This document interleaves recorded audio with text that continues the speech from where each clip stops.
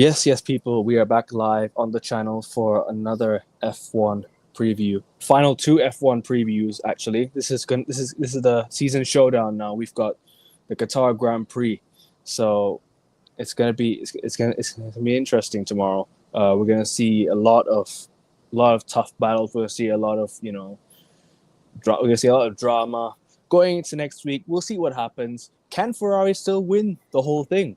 Can can Ferrari win tomorrow? Can McLaren seal the constructors, or can Red Bull get something back? Who knows? We have a lot to unfold. We have a lot to discuss. We've got the sprint. We have the sprint to discuss. We've got the qualifiers to discuss, qualifying to discuss, and we've got the whole our predictions as well. So yeah, it's gonna be interesting. Joining me, Augustia. What are we saying, broski? You good? Yeah, how you doing, man? We watched qualifying together. Yep, Uh, we did. we're gonna get into the details throughout the show, but Mm. my goodness, what a day! So many revelations, a lot of insane stuff happens. But push comes to shove, just as it has for the last 3 years.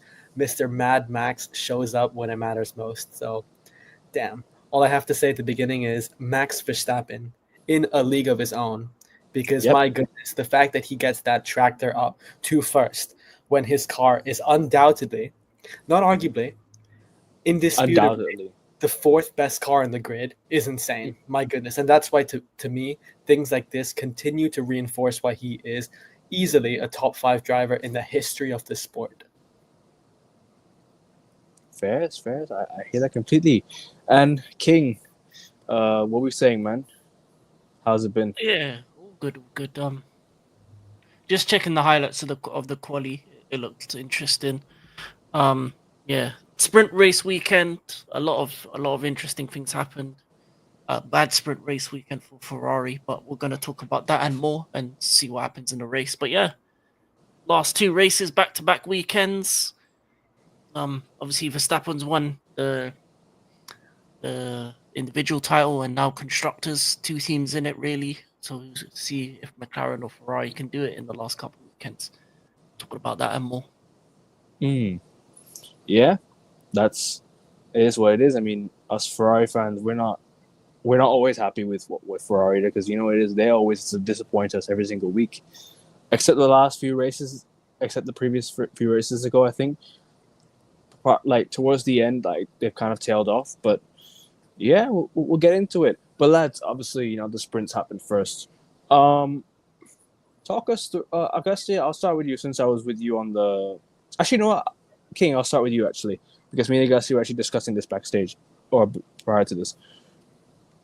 What was your takeaway from the sprint? Because I thought, like I said to you just a bit ago backstage, yeah, if Ferrari could have got into a better position towards maybe like if Ferrari had maybe started off well and maybe had qualified in a better position, maybe the race could have been something else. Maybe the sprints could have been something else, because Ferrari towards the end of the sprint actually sort of picked up a lot of pace, and I was actually like, you know what? It wasn't actually a bad sprint at the end of the day. We only lost 6 points to McLaren, because McLaren only gained 6 points on us. And when before the race, right before the sprint, it was actually 24.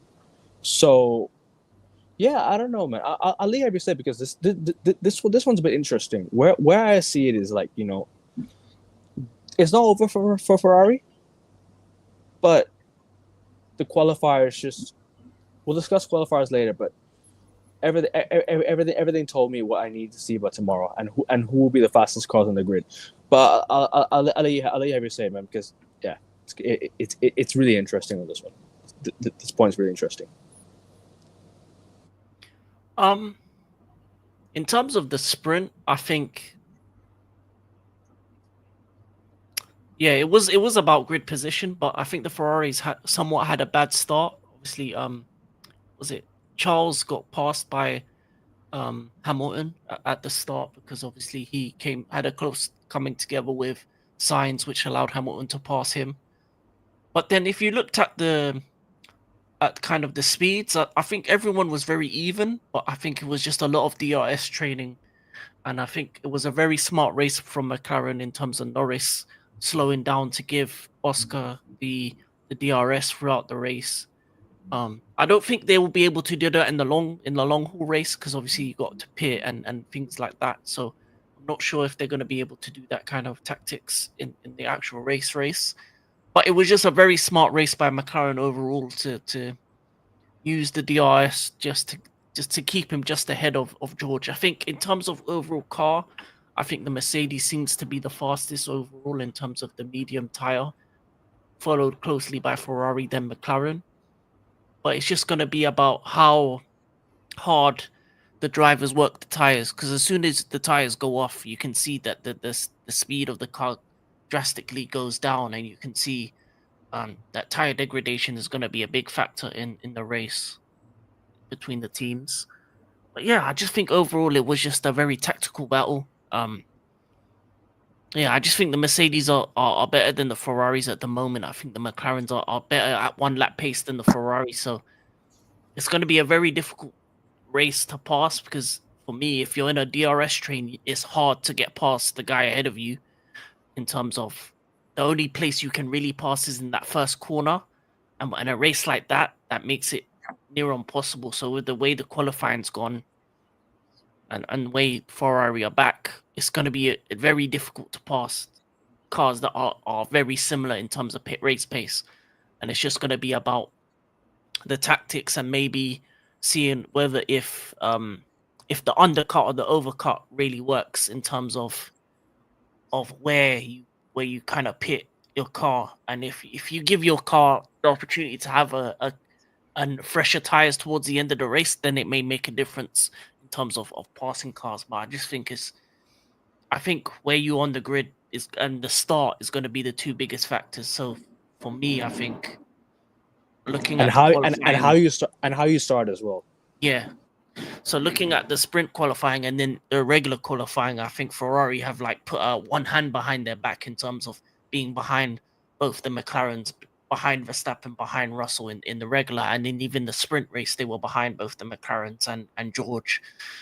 So it just makes it difficult because it's not a very, it doesn't seem to be a very racy race where there's a lot of passing, there's a lot of opportunities. There's that first corner and that's it. So that kind of race is about positioning rather than anything else, and maybe hoping that you get the safety car at the right time in terms of the race. Someone crashes out, you get the right safety car, the right virtual safety car, and lose those seconds in the pitting. But yeah, that's what I've noticed. I think it's just it's going to be a very tactical race. It's not going to be about out and out speed, because I think the top four cars are really close in terms of speed. Outside of maybe Hamilton is Hamilton in the Mercedes is underperforming a little bit, and I think Perez in the Red Bull is underperforming a lot as well. So those are the two outliers. But outside of that, I think that they'll be very close in terms of speed. I hear that completely, because look, I think we've all been let down by the way Ferrari kind of came into this race. However, they picked up pace as it went on, but I don't think it was still good enough in terms of where they finished and how they start tomorrow. It depends, because a lot of teams have come back from many grids from many places down. But in a Ferrari is where you're up against the McLarens who have been one of the two fastest on the straights. Them and Red Bull are the fast on the straights. So, I mean Red Bull, Max Verstappen, excuse me. So that's what I meant. And obviously you got Mercedes as well, who have also done quite well this week. Max Verstappen, kind of lucky to get away with the penalty there, maybe. Who knows? But August, yeah, I'm gonna go to you now, because obviously we spoke about this briefly. We spoke about the sprints. We spoke about the quality on Discord earlier. Yeah, I want to ask you: Does this change your predictions for tomorrow as you gave earlier? Does it change your overall perspective tomorrow? As what you said before the sprint started, and how you said they're gonna start off, how they started off and how they finish is different. But as for you, we spoke already about this. I want you to elaborate to everyone what we pretty much spoke about, because we kind of said some interesting points earlier on about how the race would go, and how we kind of felt about it. Because thing is, the way the qualies ended. Obviously, we'll speak more about qualies in depth, but the way the sprints ended, I kind of told you I was happy the way Ferrari finished the sprint race. But now, after we saw quality, does this change what you think about Ferrari tomorrow? And obviously, you said Mercedes as well. Decent grid, decent position. Max Verstappen came out of nowhere. But speak about everything what we spoke about, bro, because we spoke a lot of interesting things. We said a lot of interesting things. I'll let you have the floor, man. Yeah, so I think it's very interesting. Prior to the race, for those who didn't watch last weekend's show, I made McLaren favorites to go on and win the championship. But and even in fact, before Vegas, I said Qatar is going to be a very McLaren heavy Grand Prix. And it looks that way, especially because Mercedes is going to interrupt the conventional two-way fight between McLaren and Ferrari. Again, Qatar GP, as King said, not many overtaking opportunities. Yes, in the first corner there is, just as most Grand Prix. But on the straights, Mercedes seem to be the kings of the straight. So that's a problem. That's going to be a big problem for Ferrari, especially with Lewis Hamilton ahead of Carlos Sainz. But all in all, bottom line, I think the gap, if I'm not mistaken, is 30 points between McLaren and Ferrari. And next weekend, so in 1 weekend, the maximum a team can get is 44 points, 26 plus, I think it's 18, so 44 points. Basically, if McLaren, who currently have track position on a circuit that, again, track position is very favorable to, because conditions, yes, sure, it's not as hot as it was last time around, where tire degradation was a factor. It's 3 to 4 degrees less humid, which is very, very good, but it's still a tough track to overtake. And physically, it is tough for the drivers. It's also at night. The fact that McLaren have track position, they have a quicker car, and they have Mercedes, again, also their engine supplier, in the way of Ferrari, and a Max Verstappen who's sure that Red Bull, you can call it a tractor, but he is still Max Verstappen at the end of the day. And he is still very aggressive wheel to wheel. He has nothing to play for. So I think the odds of Ferrari, again, winning the Constructors is very, very slim. I would make the case that McLaren have one hand on the title already, just because all the circumstances are completely in their favor. And again, for Ferrari this weekend, it was already damage limitation coming into it. But the fact that McLaren got a 1-2 in the sprint is a nightmare for them. Because, again, it wasn't a front row lockout heading into the sprint with the sprint quali. George wasn't able to make the difference. Not his fault, of course, because as King alluded to, Lando Norris, very, very shrewd, because McLaren played the smart game. The smart, but maybe, I don't want to call it sleazy, but gamesmanship game, where kept Oscar in DRS throughout the entire race. But yeah, so all in all, I think, does this change my view of how things are going? No, I think if anything, it consolidates it. I think it is all but good night for Ferrari. And I think come the end of tomorrow night, McLaren will have one hand on the championship, and all they'll have to do in Abu Dhabi is survive. Don't double DNF, and the championship is yours. Congratulations, your first title in, I think, this century, if I'm not mistaken. So, yeah. Yeah, since 1998, I think that was the last title. I mean, that was the last time they won the title. I can't remember when they won the title, but yeah. I'm gonna go. I'll stay with you actually on this one. Where do you see McLaren being stopped? Where and how do you see them being stopped? Because obviously, like you said, it's a very McLaren oriented race, and it's kind of looking that way. You're right. However, to stop McLaren, right, and to beat McLaren, what do you think Ferrari needs to do? What type of strategy do you think Ferrari needs to go with tomorrow? How they can be, how do you say it? And how aggressive should they be going into? Because I think Ferrari are in trouble. Like the way they ended it wasn't bad, but at the same time the position says it all. It's not the way Ferrari approached the race was not bad. It's not a bad intent, but the way they finished it is an issue. Where do you see McLaren being stopped, and how do you see them being stopped? What strategies do you think other drivers need to go in to this race, thinking that they should do, and what do you think they can do? I think, again, one, as both of you have made the point throughout the show, the start is going to be crucial. If you're Carlos Sainz especially, you cannot afford to be behind Lewis Hamilton a couple laps into the race, because the race pace of Mercedes already is quicker. And as a driver, Lewis Hamilton to Carlos Sainz head-to-head, a Hamilton with, again, nothing to prove. and he really, really wants to make things right after qualifying, good luck. Again, 1, so race start. 2, tire degradation. I think for me, look, if you're trying to beat McLaren in a conventional race based on strategy, the same strategy, it's not going to work. You're pulling for a safety car to come in and aid you. So again, yes, keep in mind and manage accordingly based on safety car.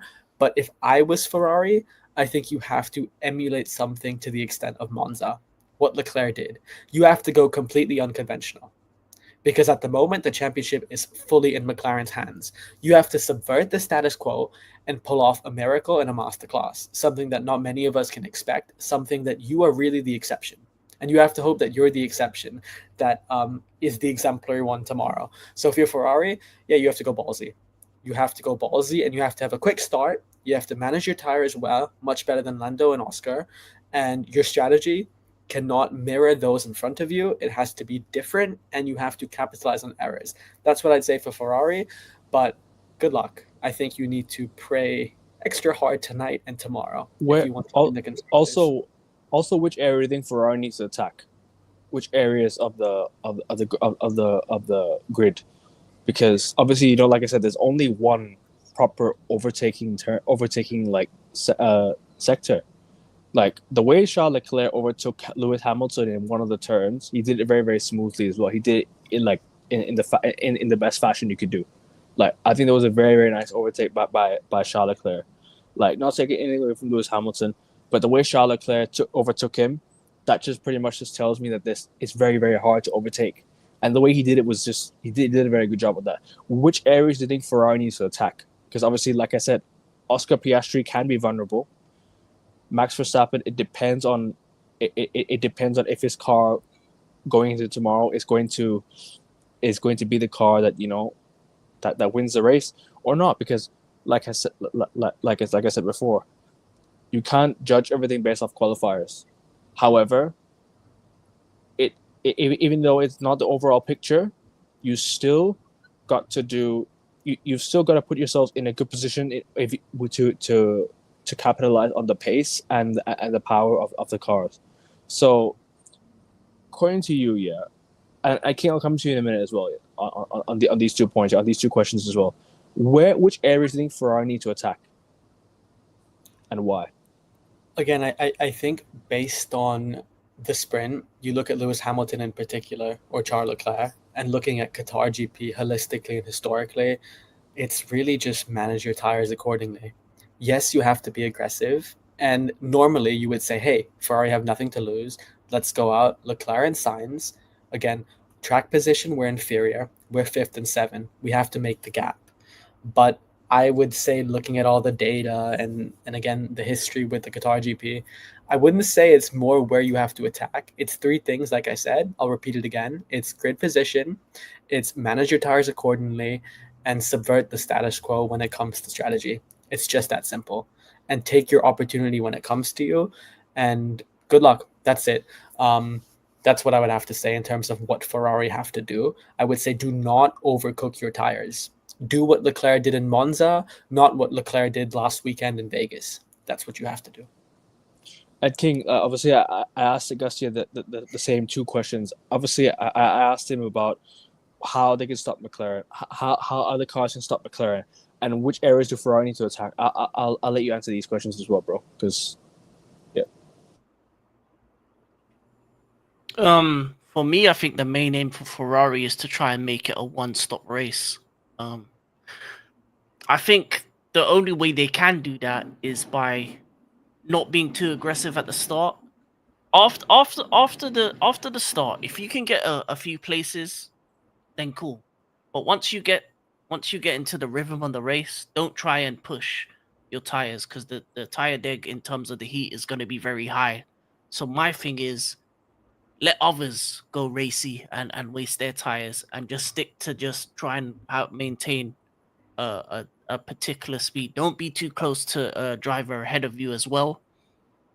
And then you also saw in the sprint race, as soon as Leclerc attacked Hamilton, the amount of time that it took away from them too, in terms of from the leading pack, by then it was too late. They were 3-4 seconds behind, And Leclerc, even though he was one of the fastest cars on track, he couldn't really catch up towards the end of his stint. So it's if you're gonna attack, do it in the last corner. Don't do it in the other corners, because what he did with Hamilton, even though it was great racing, it lost him too much time in the end, and it just seemed like it was lastminute.com rather than something where you could have been more patient and waited till the next lap, where you could have done it in just one corner rather than going slaloming in 2x2, even though it looked good.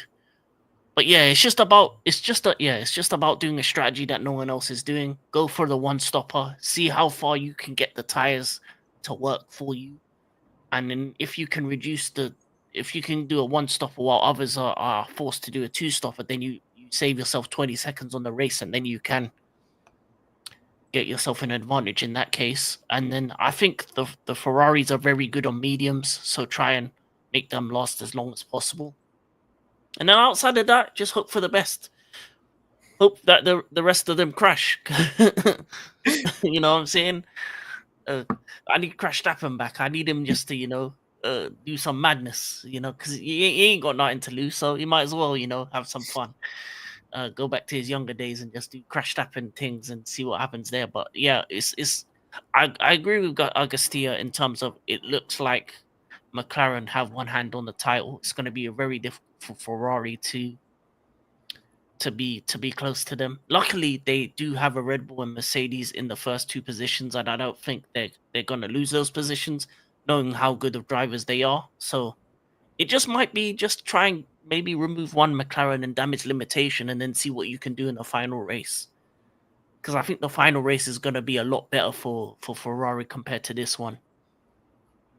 But yeah, we'll see what happens. I think it's just going to be a luck of the draw kind of thing. But overall, I wouldn't be too disappointed if McLaren win the constructors, because I think they've deserved it. I think over the season, holistically, they've been the best team outside of Ferrari. And for me, I think the biggest story is what's going to happen with Sergio Perez, because he's been talking a lot about how his seat is safe next season. But his second half performance from him is something I think we need to discuss, because I think he has let down his team, because you can't any time your team wins the singles championship and not the constructors, there's a problem. And I think the fact that they're going to be behind both McLaren and Ferrari this season, that's a problem for Red Bull, and that needs to be addressed. So yeah. But yeah, I'm not too fussed about this season. I always thought it was going to be a difficult one. Ever since I heard the Hamilton news, I was thinking, Ferrari are thinking more about next season, trying to get the car ready for next season, because that's when you have a world champion in your car. That's when you level up. So I think this season is just like a precursor. So Preach. I think finishing second would be good, because it makes you more hungry. It makes you hungry for more. It makes you hungry and wanting more. And I think that's what I need my team to be on next season. I don't want them to be, I think we're on the top of the world, comfortable. I need hunger for more. And yeah, fair enough. Can I just add something to what King said? Yeah, go on. I just want to say one thing before about Checo Perez. Good race, good quali, goodbye. You see the meme, haven't you? It makes sense. But he finally finished in the top 8 in the qualifiers today. So kudos to him. But yeah, it is what it is. Go on, Augustia. That's fine. No, I just want to say, King made. I 100% echo everything King just said. I think on the basis of merit, McLaren have been the far quicker car all season. I don't really think there's been a phase where Ferrari have been conclusively better than the rest at all. Whereas McLaren, since I think around Spain or Austria, have been the definitive number one constructor. I do want to say as well, yes, precursor, I 100% agree. That's why they got Lewis Hamilton, because they're investing completely in Hamilton, because next season, particularly the season after that, that's when they want to go all out. But the other benefit of finishing second is development, because then you get more hours to develop your car. Development at F1, for those who don't know it, is proportionate. You have more hours to develop if you finish lower on the grid. So I think that's really, really good, because historically, in the Zach Brown era of McLaren, they haven't been able to necessarily sustain the level of the car heading into the new season in the winter. And if we're going by that trend, even if McLaren just keep their car the same distance, Ferrari are closing in. So again, when it comes to development, Ferrari will have the edge next season, and when it comes to quality, they will also have the edge and experience. So I think next season it goes really, really well for Ferrari overall. So yeah.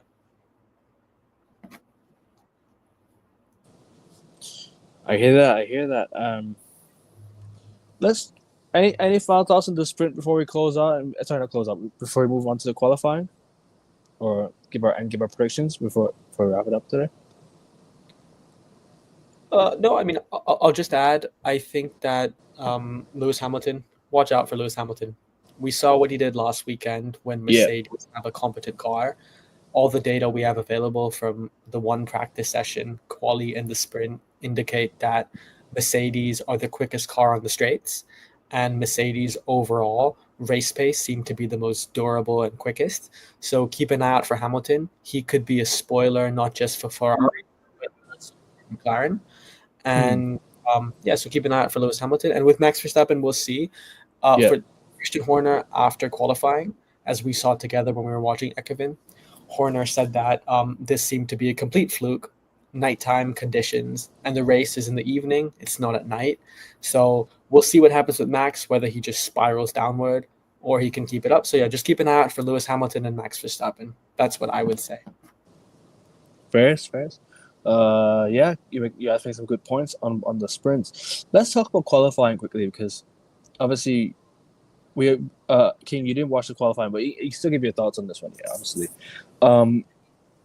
But the qualifying, I guess, yeah, like we saw how George Russell, Max Verstappen came out of nowhere and just won the race. Like he won the race. Excuse me, he got pole in qualifiers. He got pole. Like we said, out of nowhere, he just came and had the fastest car after recent struggles, but. And then you've also got Lando Norris now, Oscar Piastri, in the top four and top three. Excuse me. George Russell also had a decent qualifying. We've seen the Ferraris and a bit of a struggle, but the race is not decided until we see what happens tomorrow. Obviously, right? So, yeah. I'll let you give your thoughts on qualifying. Especially, let's actually talk about Sector 3, third round. Sorry, third round of qualifying, because we seen that Ferrari in the final sector was not fast enough. In the first two, they didn't get the purple, line, so that they weren't fast enough. Jordan, they had to beat a certain time, and they couldn't beat it. Q1 and Q2, thought they did fine, but Q3 is where I felt that they cracked under pressure. That's what I think kind of happened. But you can give your thoughts on that, because where did it go wrong for Ferrari? Where did it go wrong for and what went right for other drivers? Because strategically, we didn't expect Max Verstappen to be anywhere in the podium play. We didn't even talk about it, because my prediction for the qualifying was Lando, George, and Charles. That was my that was my top three especially for the qualifying for tomorrow. But you can have your say, because we discussed this as well backstage, and we actually watched it together. So yeah. I'll let you share your opinion from first hand, bro.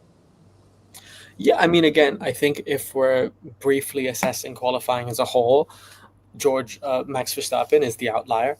As I just said moments ago, I think, again, conditions favored him as well. Wasn't too hot, and it was nighttime. So, and if I'm not mistaken, in between the sprint and qualifying, Red Bull tweaked quite a bit of their car. I'm not sure as to what they tweaked, but I did see a lot of footage circulating online and also on Sky.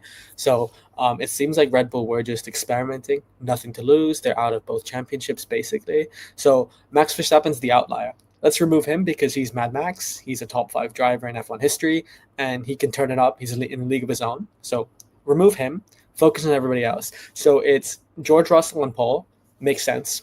That is on merit. That car, you can make the case that it's close or tied to McLaren. So George Russell and Paul, he's in a rich vein of confidence, unlike his teammate Lewis Hamilton, who, as you see in all of the interviews, seems to be a little bit deflated and demoralized. He said at the beginning of the season, if we remember, at the beginning of the season, Lewis Hamilton said he will get destroyed to George Russell in qualifying. That's obviously not verbatim, but that's what Hamilton implied and alluded to. So Russell seems to be in a rich vein of confidence. The fact that he is comfortably ambushing a 7 or 8-time world champion in the same car, that's got to give you more confidence than almost anything else in the sport can. So Russell, confidence, capability, and competence of the car, everything's clicking for him. So momentum is there as well. Russell and Paul make sense. Now, you look at McLaren and Ferrari. You asked the question, Akevin, where did it go wrong for Ferrari? I really don't think it went that wrong for Ferrari in qualifying per se. I think both drivers extracted almost as much output of the car as they could. I just don't think that Ferrari is as quick as we make it out to be. I think it's McLaren number 1, if you look at it across the season, because regardless of, again, weather, track, with the exception of Vegas, McLaren have been up there. And then I think it's Mercedes because, again, it's a lot colder in a night race. And then Ferrari. I think for Ferrari, again, they've just done a very good job at capitalizing on certain occasions throughout the season. And for Ferrari tomorrow, it's just going to be, again, subverting the status quo. So, yeah, I think your question, I don't think Ferrari went wrong necessarily. I just think Mercedes and McLaren are a lot quicker than them. It's more of whether Charles and Carlos can take in the pressure, because the pressure's really got to these two on sector 3 and the final sector, and that's where I felt that they messed up, because they did all right in the first 2, and then when it comes to the final lap, the final sector, they messed up, in my opinion, because that's where I felt that they had one of the best times in Q1 and Q2, but then Q3 there was more of others did better. And which type of tires do you think? King, actually, I'll go to this one because obviously we discussed this as well. Ferrari in qualifying usually do very, very well. Their qualifying is for me, I don't have an issue with the qualifying. It's more to do with the in-race strategy. But what type of strategy do you think Ferrari needs to go into tomorrow? Why? And obviously, because you didn't watch qualifying, so I can't really ask you much real qualifying questions yet. In terms of the way Ferrari needs to approach tomorrow's race, yeah, what type of tires, what type of strategy do you need to go with? While you guys were talking, I just quickly checked out the highlights. I think it's the opposite for Ferrari. I think Ferrari's biggest issue this season has been qualifying, because they've struggled to get the tires in the right temp to actually get a good 1-lap pace. I think race trim Ferrari is a lot better than quali Ferrari, in my opinion. I think race trim Ferrari is up there with the McLarens and the Mercedes in terms of race pace, and you can see them kind of even in certain tracks where it's a bit more tuned to the Ferrari car, they're even better than the Mercedes and the McLarens in terms of race pace. The biggest issue this season has been qualifying, because I think especially with the softs, they've struggled to get it into the right temperature and the right zone for them to get more than the other teams. And I think that's been the biggest difference. I think the McLarens and the Mercedes, especially now, are finding it easier to extract time out of those tires and out of their car. And then you have Verstappen, who's just an outlier, because I think technically the Red Bull's the 4th fastest, and he just had a miracle lap, in my opinion, in terms of this qualifying. But then if you look at Checo, he's behind Alonso in 9th. So for me, I just think Ferrari's race strategy has to be on point, and I think they can't afford to overwork the tires in the first stint and aim to go for a one stopper. That's probably the only way that they can leapfrog a couple of teams, if they if they don't overwork the tires, try and stay longer on the mediums. Because even after 18 laps, I think they were very good. 18, 19 laps for the sprint, they were still very good on their mediums. But try not to cook them. Try not to do risky overtakes. If it ain't the first corner, then leave it out and kind of look for try and work on the long haul. That even if it means doing the opposite, maybe even starting on the hards and then maybe finishing on the mediums. Try even that.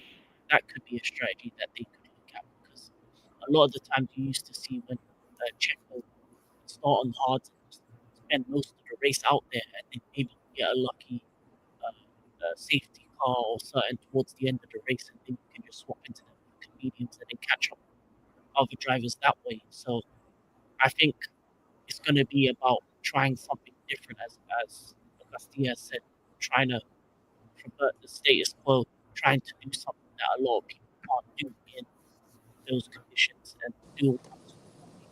Your voice is kind of blurring out a bit, bro. Oh, can you hear me now? Yeah, I can hear you now. Yeah. Trying to do something in terms of trying one stop, or try and kind of maybe start with hards instead of mediums, like trying something different. Because in the end of the day, It's still there actually. It's still kind of there. I think it's more. I think it's the volume. Can you hear me now? Yeah, I can hear you now. Perfect. All right, cool. It's just trying to do something different, as Augustia said, and seeing what they can extract out of the car in terms of race trim. Because I think race trim Ferraris has been good throughout the season. It's never always. Sometimes it's the best car, sometimes it's not. I think in the night races they haven't been as good as the McLarens or Mercedes. I think if it was a hotter track, I think Ferraris would have had a better chance, because I think they've been very decent on tire deck. But outside of that, I think it's just, you just got to hope for a miracle. Maybe a crash in the early part, different something. Maybe something goes wrong with the McLaren strategy, and you kind of whistle your way through. But we'll see. I think Charles has the opportunity to leapfrog one of the McLarens in the start. I think he needs to do that. And Carlos needs to leapfrog Lewis in the start. So the start's going to be a very big impact as well. Because if they don't get past the two guys ahead of them, then it's just going to be a long race. And the other thing is, you don't want to be stuck in a DRS train where you're just staying behind a car and your tires are going off. So try and get into a point where you have a bit of space, a bit of breathing space, and see what you can do after that. Really. I hear that. Which tires do you think? Because I think the medium tires will be the way forward for me. Obviously, they've got the faster compound tires on the medium tires. You know what I'm saying? So I think for me that the medium tires would be probably the best tires we go with. Soft tires wasn't as great during qualifiers. The hard tires can be good for Ferrari, but it's just more like the medium. I think the medium tires is where I think Ferrari is more of the is how'd you say it? You're playing to their strengths. It's more the medium tires. That's where I think Ferrari's got the better pace with the medium tires, with the better grip as well. The race. Let me know if you guys agree or not. Because that's what I think. What do you guys think?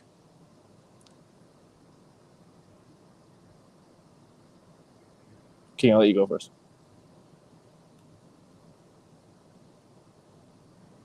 I think Ferraris are good on the mediums. If anything, what I would try and do is maybe put Carlos on the hards and Leclerc on the mediums, and see how that goes, and see which tires work better. Maybe try something different, because if they both stay on mediums and do what everyone else is doing. Sorry to interrupt. Is it possible though but finish your point first though. After I ask this question, is it possible though for like them to have different set of tires to start the race? Because they're the same team. I don't think you can have different tires to start the race. You know what I'm saying? You can. It's a different tire for each individual driver, so you can start on different tires. And I think it may be a risk, but it's a risk worth taking if it means that the hard tires turn out to be the better tire. You last longer, then you can maybe have a better end of the race. So it just depends really what happens in the race. We haven't, because the problem with sprint race weekends is the teams don't get enough time to really see what tires work. One practice isn't enough time for you to actually really decide what tires will work in a long Hall, so you don't really know what the hards are going to do, what the mediums are really going to do in terms of long distance. You don't really get that chance. I also continue your point from earlier as well, or I've already said that. Oh, in regards to different yeah. tires, yeah, it's possible. I think No, your point earlier before I interrupted you with the question. I'm not sure. The only point I had was on the different tires. Sorry, That's the only thing sorry that about that. you could do differently. But yeah, that's really it. That's the only changes you can make, and just hope for the best. Ferris. Augustia, continue as well, bro. Please. Yeah, I mean, again, I would just agree with everything both of you are saying, and I'd just add on, tomorrow Ferrari. I like what King said. You can even split strategy it, because for the fourth time I think I've said this. I'm going on like a broken record. Sorry to those watching. Subvert the status quo. That's what I'm gonna say. You have to do that tomorrow, and just see. I mean, look, King made a good point here. It's a sprint weekend. You don't really have much data in terms of long runs, short runs. So you have to really look at across the grid. Checo Perez is a good example because if I'm not mistaken, he didn't go the conventional route in the sprint. Yes, again, he's not the best driver. He didn't make any gains, but you have to claw and see every data you have possible. So yeah, if you're Ferrari, again, split strategy, there's nothing to lose because if you go the conventional route, you are going to lose anyway. So play the odds. Just go gung ho. If you screw up, no problem. But at least you did with a fighting chance. At least you tried to swing and screw up instead of be passive and just fall out. So yeah, that's what I would say if you're Ferrari. Please give it a fight tomorrow. Give it a fight. Go unconventional. As fans, for me as a neutral, I want to see a race tomorrow, and I think we can get one if you try and just go ballsy. Ferris, any final points on the qualifying? Because we don't really have much to say, apart from Ferrari. But you can talk about the drivers as well, because they've done well in the quality. McLaren has kind of sealed their place. Max Verstappen. Continue about quality. You both can continue on other drivers as well. We mostly on Ferrari. Sorry about that. Yeah, I just want to say there's one part of quality. Obviously, we're talking on the panel, so we know a little bit about F1. We're not experts by many means in terms of we don't know F1 100%.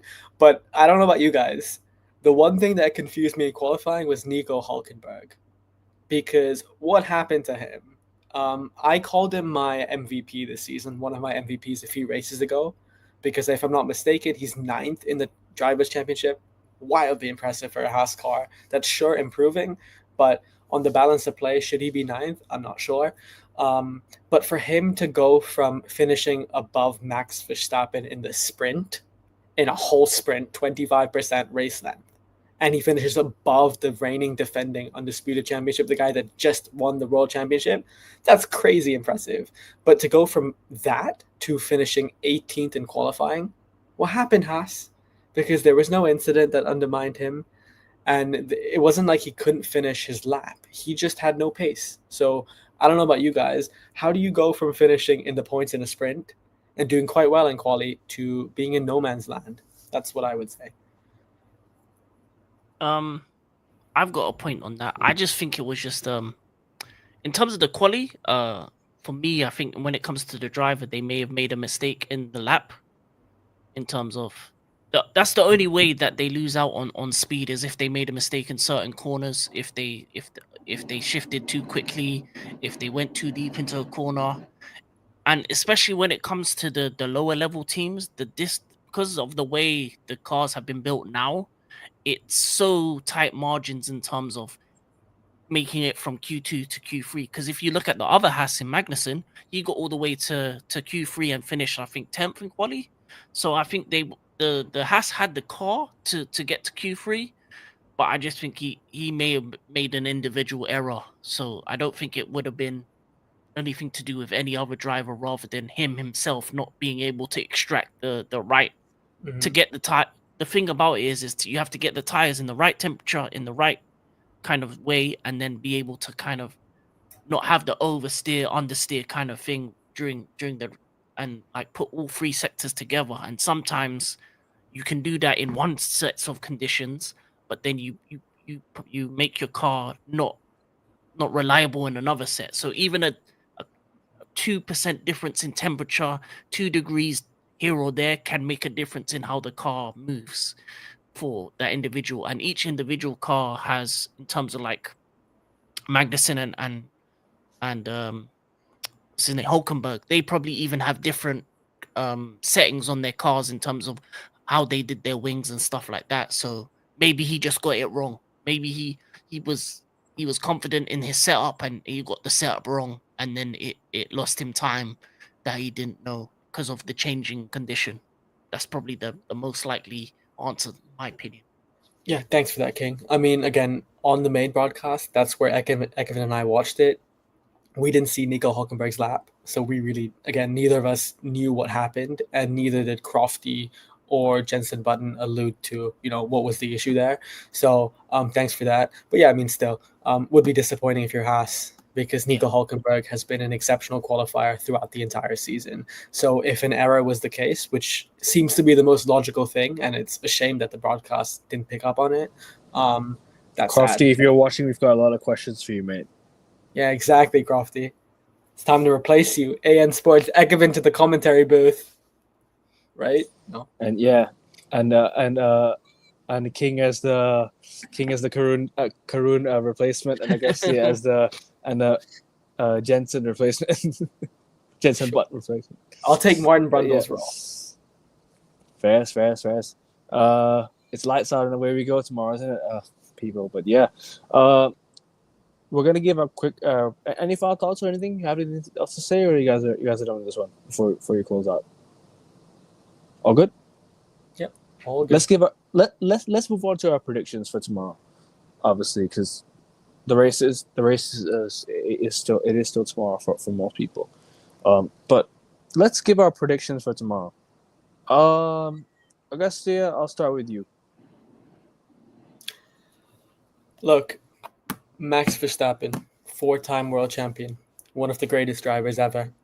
If he did something spectacular tomorrow, would I be surprised? Yes. No, actually, yes, that's the thing. I would be surprised, because that car, by no means should be up there competing with McLaren, Ferrari, even Mercedes. So I would be surprised if Max did something, especially because the race is earlier in the day. It's not as night as quali was. So no, I don't think Max will win the race tomorrow. I think, again, the favorite would be George Russell. Like I said, in the richest vein of form, he ticks all boxes. Confidence is at an all-time high. There's no reason why he can't convert a front row place into a first place finish. So I think George, to me, I would pick for tomorrow's race. I'll pick George to win it. I'll pick Lando to finish second, and I will pick Lewis Hamilton to be third, because I think come Sunday, just as he did last weekend, Hamilton will show up. So all in all, I think it'll be George 1, Lando 2, and Lewis 3. King? I'm hoping on a miracle, but I do agree with the first two. I think it's gonna be George and Lando. I think Verstappen's gonna go down the grid because of the changing in weather conditions. I don't think it's gonna suit his car, so he's just gonna lose places. I think George is the most informed. I think it's gonna be a Mercedes 1-2, and then the third place can be anyone really. I think third place is gonna be between Lando and Charles. Lando and Charles. Lando and Charles, actually, because I think Piastri's never really been good with tires, so I think he may go down. I think it may be a kind of thing where it's a 1-2 for Mercedes, a 3-6 for McLaren, and a 4-5 for Ferrari, and even Verstappen go all the way down to P8 possibly, because of I don't think his car has the ability to last the full race distance in terms of the top 5 positions. So I'm gonna go George, Hamilton, Lando. Fairs. Who's your dark horse tomorrow? What's your what will be your surprise package tomorrow? Prediction, King, I'll start with you in this one. What would it be? I think the two guys that are gonna be trying to go up the orders will probably be Lewis and Carlos, but it depends who has the better start. I think Carlos is someone that I look at because if when he needs to make a pass, he makes the pass, and he's very smart in terms of the way he moves. And even when it comes to Augustia and strategies, he even on his own has the right strategy at the right time. If you look at last race, he wanted to change tires at the right time, whereas his team was saying weren't ready. So I think he's a for me when it comes to the Ferrari drivers, he's a lot more. I know what I want from my team rather than Charles is a bit too timid at times, and I think he needs. Even when he got angry last race about it, he needs to kind of be more aggressive towards the strategy team and say, okay, what I want this at this moment, I want it now in terms of certain times. Because there's certain times where the drivers know better than the strategists, and some certain times where the strategists know better than drivers. So sometimes you got to be firm with your choices in terms of, yeah, no, my tires aren't working for me. Get me off, let me change. And I think Carlos is that guy. So I think he's going to be a someone to look at and see what he can do. I think he's going to be one, and definitely Hamilton as well. Gustia, surprise package or any like surprise predictions you got? No, because I just think the disparity between the top constructors, McLaren, Mercedes, and Ferrari, just too No big dark with horse. the field. No.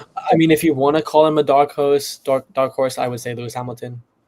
But I don't even know if you can call him a dark horse. He's the sport's winningest driver, most successful ever. So, and we saw what he did last weekend. So again, I would even go as far as to say if he won, it would not surprise me at all. But that's under the assumption that he does get a good race start, as King just said. So I guess surprise package Lewis Hamilton. But aside from that, I think it's going to be a Russell win, McLaren right behind him, and Ferrari's lagging behind the two top teams. I'm gonna go with George, Lando. I'll sneak in a Charles Leclerc. Why not? Why not? I mean, it's the last chance for Ferrari to win. Let me back my team for once, for maybe once more, if it's a possibility. Nico Hulkenberg, can he bounce back? We'll see. We don't know. After what happened in the sprints, after what happened in qualifiers, it's different form, different type of competition. Yeah, I might as well go with that for now. And dark horse, yeah, probably Lewis Hamilton. I think you could say, or maybe even Max Verstappen. True.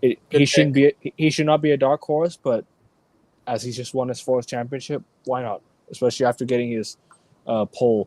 Not many people are predicting him to win the race, even though he got pole, but still, yeah, Max Verstappen might be my dark horse, and Lewis Hamilton as well. I can't decide between them two, but yeah, people, that's gonna be us for today. We're gonna wrap it up now. Augusta, you want to say something? No, I just want to say I want to add on Max Verstappen really quickly.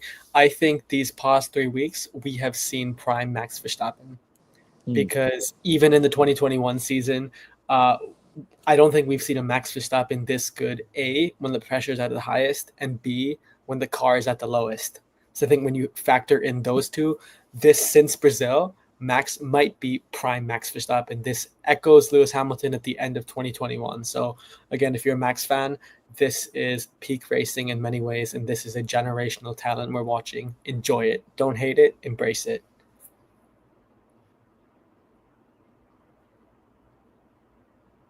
So, yep, I completely hear that. King, any last thoughts, or you're done? King, I think you're on mute. Oh, yeah. My bad. Okay, No Just a quick note on Fernando Alonso for getting his car to P8. That's outstanding in my opinion. Aston Martin shouldn't be there.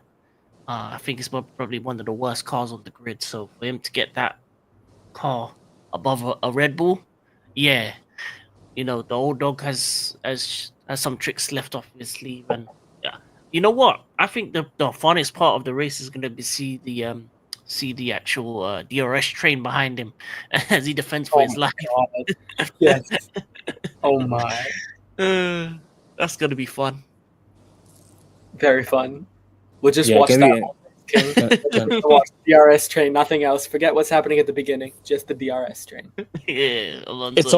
always for me. It's always that start. It's always the start of the race that's the most nerve wracking, like point, because it's like when everyone starts, it's lights out, away we go. Lando Norris and Max Verstappen, like the wheel to wheel touch. It's like, bro, you never know who's gonna get like a penalty, who's gonna get knocked out of the race, who's gonna get who's gonna crash. It's the start of the race that's always the most dramatic, and then everyone is like a safety car, but. Yeah, I can't wait, man. I can't wait. It's gonna be one of the last two races. To be fair with you, if next week, we don't have anything to preview. If McLaren seal their championship, we might as well just talk about and just close out the race with we'll close out the season with like the best highlights. We're not gonna really preview the final race. We're gonna preview. We're gonna sort of give it our season review more than just talk about the Abu Dhabi Grand Prix. If all things are sealed, you know what I'm saying. If nothing is really sealed, then we'll still talk about it. But we'll give our quick predictions for the final race and everything like that, and we'll talk about the best. We'll just round up the season as a whole, and we'll obviously when the season comes next season, we'll preview it during February-March time. So yeah, people, that's gonna be us for today. We're gonna wrap it up here. There's over 34 of you watching. Please make sure you subscribe. I'm nearly at 100 subs, so please, people, make sure you click the link and subscribe. It will help. It will help me so much, and especially me on my YouTube venture. I really want to get to 100 subs before the end of the year, if it's possible.